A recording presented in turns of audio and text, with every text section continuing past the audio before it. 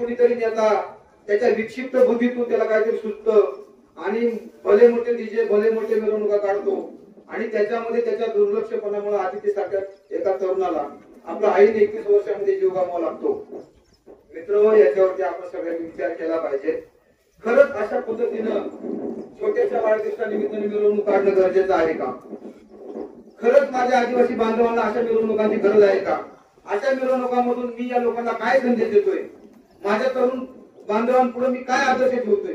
या सगळ्या गोष्टींचा खरं तर उहापोह होणं गरजेचं आहे. मी पाहिलं याच्या अगोदरच्या 15 वर्षामध्ये भाऊ देवाडे साहेब त्या ठिकाणी काम करत होते आणि त्या ठिकाणी शाळा उभ्या राहिल्या, त्या ठिकाणी अनेक बस थांबे उभे राहिले, अनेक बाबी त्या ठिकाणी घडलेल्या आहेत. त्याच्यानंतरच्या 15 वर्षाचा कालावधी बघा तुम्ही, कॉन्क्रीटली असं कुठलंही काही त्याच्यामध्ये आयडल असं उभं राहिलेलं नाही आमच्या भागामध्ये. म्हणजे अगदी ज्या लांडे साहेबांमुळे त्या घटनेसाठी आपल्याला इथं उभं राहावं लागलं, त्या लांडे साहेबांच्या गावामध्ये सुद्धा आज हॉस्पिटल सुद्धा व्यवस्था नाहीये. काय करायचं अशा नेतृत्वाचं आपण? आणि किती दिवस मग ह्या वजी व्हायचे आपण? कोणी म्हणत का हा संजय साबळे राजकारणावर बोलतोय, म्हणून द्या, काय फरक नाही मला त्याचा. मला काय कुठलं इलेक्शन लढवायचं नाही किंवा मला काय कुठलं नेतेगिरी करायला जायचं नाही.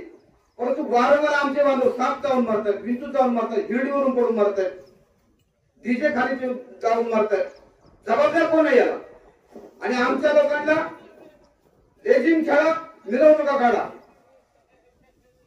ढोल वाजवा, मिरवणुका काढा. अरे काय याच्यातून आपल्याला आदर्श मिळतो या लोकांकडून? आणि भविष्यामध्ये आपण अशीच लोक डोक्यावर घेऊन नाचणार आहोत का? तुम्ही सगळे राजकीय पक्षाची माणसं जाता भाऊ इथं. मी त्या दिवशी पण बोललोय की आमच्या भागामध्ये आता तुम्ही सगळे तिकीट देणार आहे सगळ्या लोकांना. आमच्या भागामध्ये लावायचं असेल तर आंबट जांभळं अशी गोड फळ लावा, काटेरी बाबळे आमच्या भागात लावू नका. माझं स्पष्ट मत आहे तुम्हाला. आणि जर असं झालं नाही तर तुमच्या विरोधात आम्ही रस्त्यावरती गावागावाची तरुण पोरं उतरल्याशिवाय राहणार नाहीये, हे लक्षात घ्या. मला माहिती आहे घटना गंभीर आहे, दुःख झालंय, परंतु आमच्या मृत्यूला कारण जर तुम्ही लोक असाल, तुम्ही जर अशा लोकांना वारंवार आमच्या डोक्यावरती बसवणार असाल तर आम्ही गावागावात त्याचा विरोध करू. अजिंक्य भाऊ, आपल्या नेत्यांना दत्ताभाऊ समजून सांगा, असल्या काटेरी बाबळे आमच्या भागात टाळू नका. अख्खा समाज रक्तबंबाळ व्हायला लागलेला आहे. अजूनही या ठाकरवाड्यामध्ये रस्ता नाहीये. शिक्षणाची काय अवस्था आहे? जर या आदिवासी बांधवांना जर व्यवस्थित शिक्षण दिलं असतं, त्यांची मुलं बाळा व्यवस्थित शिकली असती तर आज त्या कुटुंबामध्ये रोजगारासाठी रोजगार मिळवणारे हात उभे राहिले असते. त्याच्यातून आमचा एक बांधव सुधारला असता. परंतु हे झालेलं नाही. आता करता अजिंक्य भाऊ, माझी कळकळीची तुम्हाला सगळ्यांना विनंती आहे की आता आमच्या भागात काटेरी बाबळे अजिबात आणू नका. सगळा समाज आमचा रक्तबंबाळ झालेला आहे. ठाकर बांधवांना तुला माझी विनंती आहे. ते काका म्हणत होते आमच्या समाजाचा माणूस आहे म्हणून आम्ही गेलो होतो. आता एवढं भावनिक होऊ नका. आपल्यासाठी कोण काय करतं हे पहिले लक्षात घ्या. केवळ मोठ्या मोठ्या वर्गाने करून चालणार नाही साहेब. आम्हाला शिक्षण दिलं गेलं पाहिजे, आमच्या आरोग्याची व्यवस्था असली पाहिजे. रस्त्यावरती चव्हाण साहेब आमची बाई बाळत होती, 75 वर्षांनंतर सुद्धा हीच अवस्था आमची. मग का म्हणून आम्ही या सगळ्या नेत्यांच्या ओझे व्हायचे खांद्यावरती? तो जातीचा असो जातीच्या बाहेरचा असो, कोण आहे याला जबाबदार?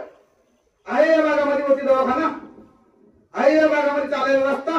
आता इथून आपण आलो, जेसीबीने रस्ता केला म्हणून तरी गाडी इथपर्यंत आली. पायी सुद्धा यायला मार्ग नाहीये.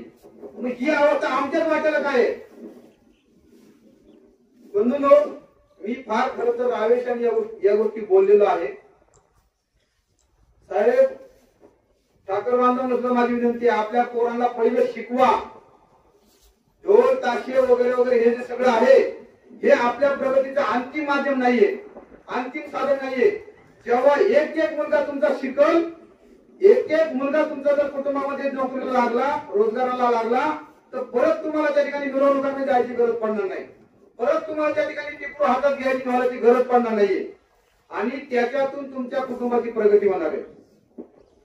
कारण ही गोष्ट लक्षात घ्या, या सगळ्या शहराच्या जवळ अजिंक्य भाऊ त्या सगळ्या ठाकर वस्ती आहेत, परंतु इथं अजूनही शिक्षणाचं प्रमाण कमी आहे. याचं कारण काय बाबा? तर परत मग मुद्दा येतो की या कुटुंबांकडे साधी राहायला जागा नाहीये. त्यांची माणूस मिळतं त्याला दफन करायला सुद्धा जागा नाही या ठाकर बांधवांकडे. 75% पेक्षा जास्त घरं या ठाकर बांधवांची त्याच्या स्वतःच्या नावावरती नाहीये. घराखाली जागा सुद्धा त्या बांधवांच्या नावावरती नाहीये. मला वाटतं हे सगळे गंभीर मुद्दे आहेत आणि त्याच्यावरती खरं तर आपल्या सगळ्या माणसांनी काम केलं पाहिजे. तुम्ही सर्व सुज्ञ नेतृत्व या ठिकाणी आहात. माझी कळकळीची विनंती आहे की याच्यावरती येत्या काळामध्ये काम झालं पाहिजे. आणि पुन्हा एकदा सांगतो साहेब, आमच्या डोक्यावरती आतल्या भूताच्या बसू नका. माझी अक्षरशः विनंती आहे तुम्हाला, जरा चांगली माणसं आणा तुम्ही या ठिकाणी, जे आमचं मनापासून जे काय आमचे मुळाचे प्रश्न आहेत ते हातात घेतील, त्याच्यावरती काम करतील.